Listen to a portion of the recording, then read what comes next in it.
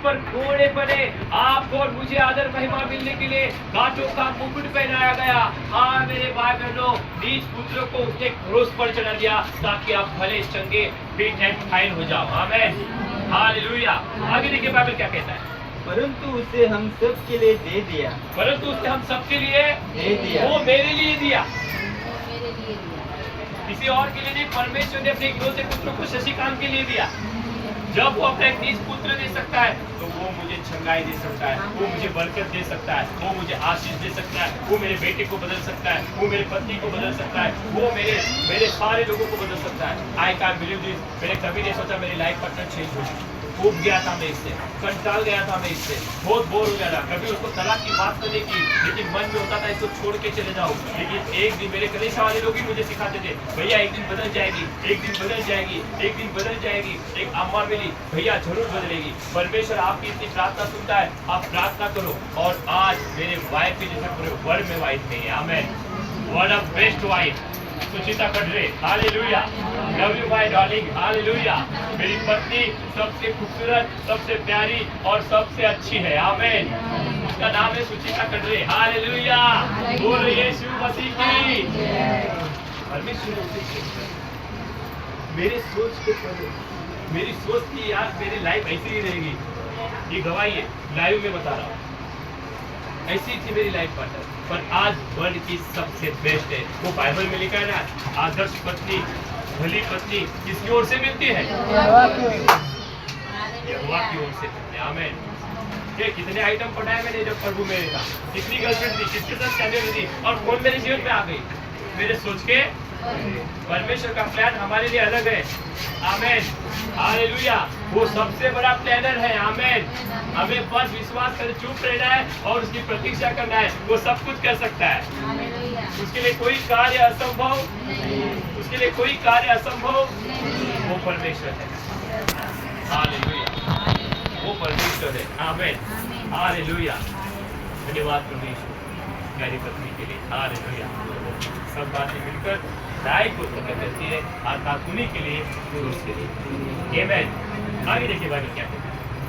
वह उसके साथ हमें और सब कुछ क्यों न देगा। जब अपना निज पुत्र दे दिया तो उसके साथ और सब कुछ क्यों न देगा। बाइबल कहता है और वो उसके साथ सब कुछ क्यों न देगा। ना कपड़ों की चिंता करो, ना खाने की चिंता करो, उन पक्षियों को देखो, ना वो तो बोते ना खाते, फिर भी स्वर्गीय पिता क्या तुम्हारा मूल्य उनसे बढ़कर नहीं है।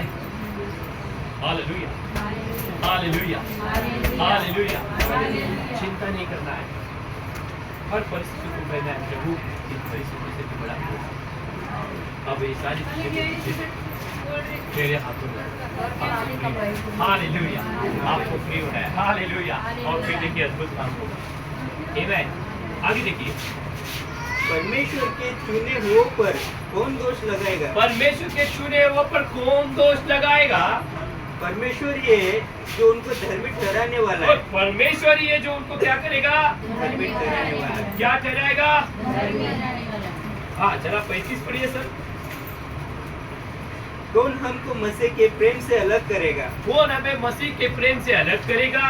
क्या क्लेश, क्या क्लेश, या संकट, क्या संकट, या उपद्रव, या उपद्रव, या अकाल, या अकाल, या नंगाई, या नंगाई, या जोखिम, या जोखिम, या तलवार।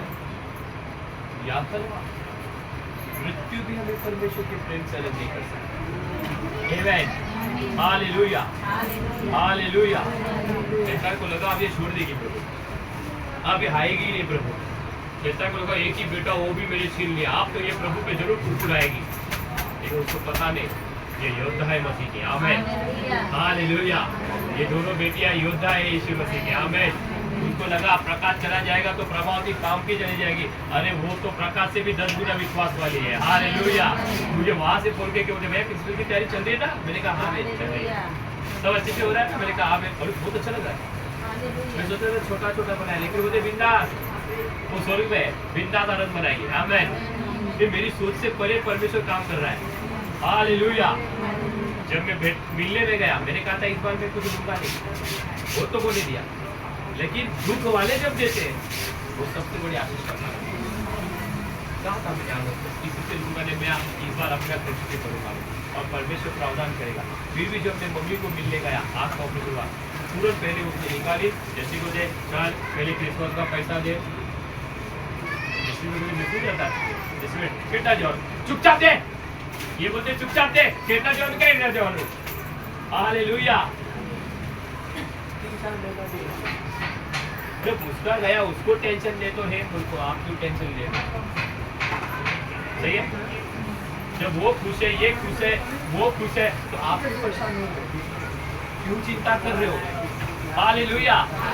वो खुश है कि मेरा पिता, मेरा पति, मेरा बेटा कहाँ है? परमेश्वर के पास है, और एक दिन हम जरूर मिलेंगे। फिर से ही कलीसिया चिंता कर रही है।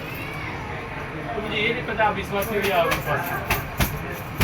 हालेलुया। बोले यीशु मसीह की।